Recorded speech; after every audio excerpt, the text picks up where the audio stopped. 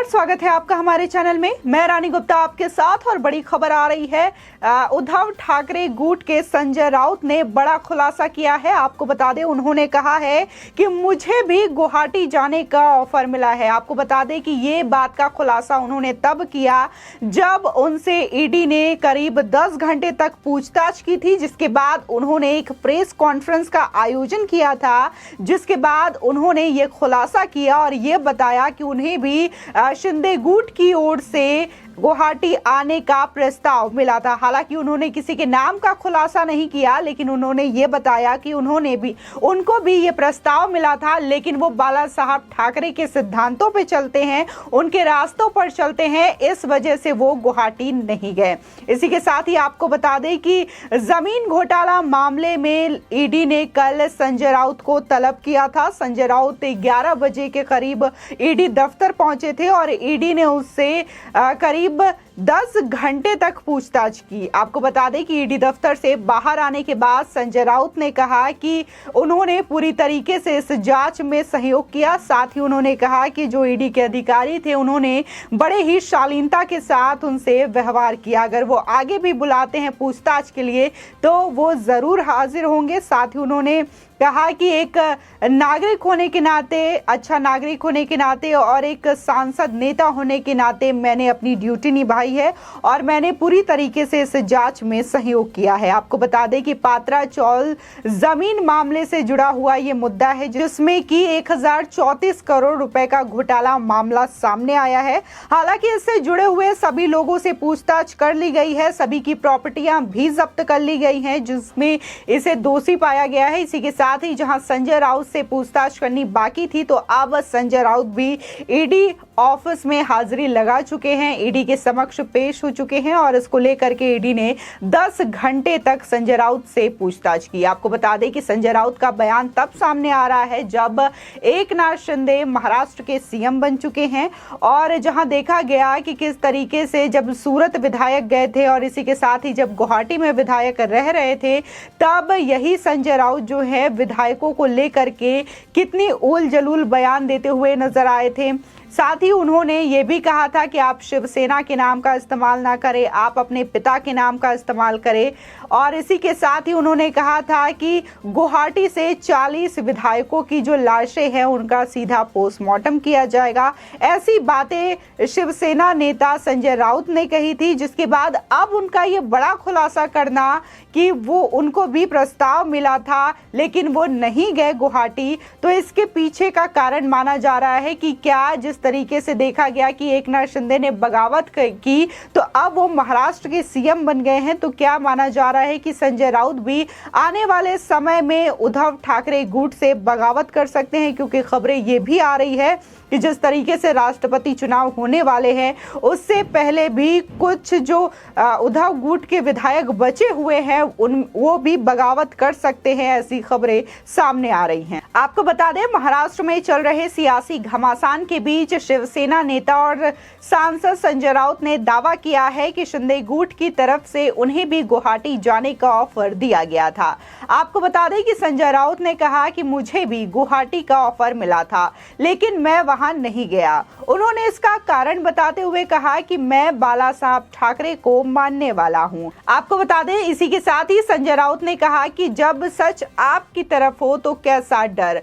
आपको बता दें कि वहीं ईडी के सामने होने वाली पेशी को लेकर संजय राउत ने कहा कि देश का जिम्मेदार नागरिक होने के नाते देश की कोई जांच एजेंसी बुलाती है तो हमें जाना चाहिए।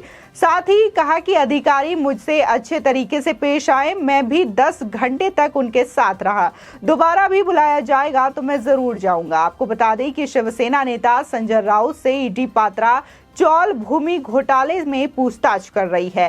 पहले उन्हें ईडी ने जांच के लिए एक नोटिस जारी किया था, जिसके लिए उन्होंने वक्त मांगा था, लेकिन ईडी ने दोबारा उन्हें जांच के लिए बुलाया। तब बीते शुक्रवार यानी कि 1 जुलाई को मनी लॉन्ड्रिंग केस में अपना बयान दर्ज कराने और ईडी के सवालों का जवाब देने के लिए ईडी के समक्ष संजय राउत पेश हुए।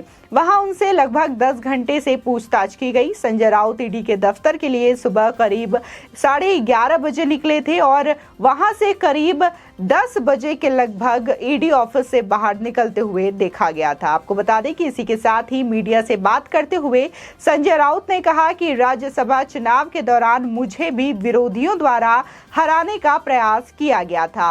अगर मैं हार भी गया होता तो भी मैं शिवसेना नहीं छोड़ता। साथ ही संजय राउत ने कहा कि शिवसेना की तरह कांग्रेस को भी तोड़ा गया था, लेकिन जो लोग कांग्रेस छोड़कर गए थे उन्होंने कहा कि वो गांधी के विचारों वाले हैं, लेकिन असली कांग्रेस तो इंदिरा गांधी वाली ही थी। आपको बता दें कि अब महाराष्ट्र के नए मुख्यमंत्री एकनाथ शिंदे हैं। राज्य में लंबे वक्त से सियासी उठापटक जारी था। वहीं शिवसेना के कुछ नेताओं ने अपनी ही पार्टी के खिलाफ मोर्चा खोला और बागी हो गए, जिसके बाद ये विधायक मुंबई से सूरत और फिर वहां से उड़ान भरकर गुवाहाटी के होटल में पहुंच गए, जहां वो होटल रेडिसन ब्लू में रुके हुए थे। इसके अलावा उन्हें मनाने की काफी कोशिशें की गई, लेकिन कोई हल नहीं निकल सका। आपको बता दें कि शिंदे गुट के विधायकों ने बीजेपी के साथ मिलकर सरकार बना ली और उनके लीडर एकनाथ शिंदे को बीजेपी ने महाराष्ट्र का नया सीएम बना दिया। आपको बता दें कि विधायकों के शिंदे गुट में शामिल होने पर महाराष्ट्र के गवर्नर ने उद्धव सरकार को शक्ति प्रदर्शन करने के लिए कहा, जिसके बाद सरकार सुप्रीम कोर्ट पहुंची, जहां से कोर्ट ने उनके खिलाफ फैसला सुना दिया। इन सब घटनाक्रम के बाद पूर्व सीएम उद्धव ठाकरे लाइव आए और उन्होंने अपने इस्तीफे का ऐलान कर दिया, जिसके बाद एकनाथ शिंदे जो है वो महाराष्ट्र आते हैं। महाराष्ट्र में वो देवेंद्र फडणवीस के साथ मुलाकात करते हैं। इसी के साथ ही राज्यपाल से मुलाकात करके सरकार बनाने का प्रस्ताव पेश करते हैं और उसी दिन वो शपथ ग्रहण समारोह में शामिल होते हैं और वो महाराष्ट्र के सीएम के तौर पर शपथ ग्रहण भी करते हैं। उसी के साथ ही देवेंद्र फडणवीस जो कि पूर्व मुख्यमंत्री थे महाराष्ट्र के, उनको उप मुख्यमंत्री का पद दिया जाता है। आपको बता दें इसी के साथ ही देखने को मिल रहा है कि जो बयानों का दौर है वो लगातार अभी भी जारी है। शिंदे गुट और उद्धव ठाकरे गुट की ओर से लगातार ये दोनों नेता जो हैं एक दूसरे को लेकर के तंज कसते हुए नजर आ रहे हैं। वहीं अगर हम महाराष्ट्र की बात करें तो महाराष्ट्र में जो मेट्रो का काम रुका था और तमाम जो विकास के कार्य रुके थे उद्धव ठाकरे की वजह से, जब महाविकास अघाड़ी की सरकार थी, तो अब एकनाथ शिंदे जब से सीएम बने हैं तब से वो लगातार एक्शन मोड में हैं और रुके हुए कामों पर वो जोर दे रहे हैं और उनको पूरा कराने का ऑर्डर भी उनके द्वारा जारी कर दिया गया है। आपको बता दें इसी के साथ ही खबरें ये भी आ रही है कि अभी हालांकि महाराष्ट्र को नया सीएम मिल गया है, लेकिन जो फ्लोर टेस्ट की बात है वो अभी भी रुकी हुई है, क्योंकि अभी तक महाराष्ट्र विधानसभा में स्पीकर नहीं है और स्पीकर का चुनाव भी करना है, जिसको लेकर के तैयारियां भी पूरी हो चुकी है। इसी के साथ ही खबर ये भी आ रही है कि महाविकास अघाड़ी जो है अपनी ओर से भी कैंडिडेट उतार सकता है। इसी के साथ ही आपको बता दें कि 3 जुलाई को स्पीकर का इलेक्शन होना है, जिसके बाद 4 जुलाई को महाराष्ट्र विधानसभा में फ्लोर टेस्ट के लिए ये चीजें की जाएंगी। आपको बता दें इसी के साथ ही खबरें बहुत दिन से आ रही थी कि महाराष्ट्र में आरे कॉलोनी में बनने वाली मेट्रो लाइन जो है अभी तक रुकी हुई है, क्योंकि महाराष्ट्र में महाविकास अघाड़ी की सरकार थी और उद्धव ठाकरे इस प्रोजेक्ट को परमिशन नहीं दे रहे थे, जिसकी वजह से आरे कॉलोनी में ये काम मेट्रो का रुका हुआ था। जिसके बाद देखने को मिला कि